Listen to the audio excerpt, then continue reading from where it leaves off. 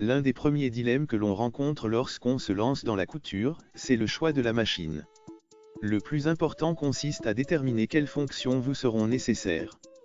Il n'est pas utile de partir sur un modèle trop sophistiqué si vous n'êtes pas certaine que la couture vous plaira.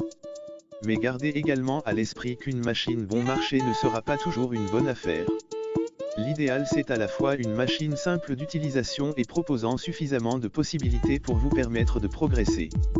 Pour bien choisir sa machine à coudre, il est important de prendre en compte ses désirs créatifs et le temps que l'on souhaite y consacrer, occasionnel ou régulier, reprise, habillement, décoration, patchwork, broderie ou encore le type de tissu que l'on souhaite travailler.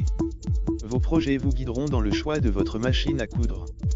Quel que soit le budget que l'on souhaite investir ou l'usage que l'on attend de sa machine à coudre, elle doit proposer les points de couture de base, points droits, points zigzag et boutonnières, de préférence automatique en un temps, à défaut en 4 temps. Attention, la mention « boutonnière en 4 temps » signifie que vous devez changer 4 fois vos paramètres de couture afin de coudre les 4 côtés de la boutonnière. Sur une chemise, cela peut être fastidieux. Le point pour couture stretch, ou élastique, s'avère utile pour travailler les tissus extensibles comme le jersey par exemple. Enfin, le point de surjet, aussi appelé point overlock, permet de réaliser des ourlets de bonne facture, même si un point zigzag serré près du bord peut aussi faire l'affaire.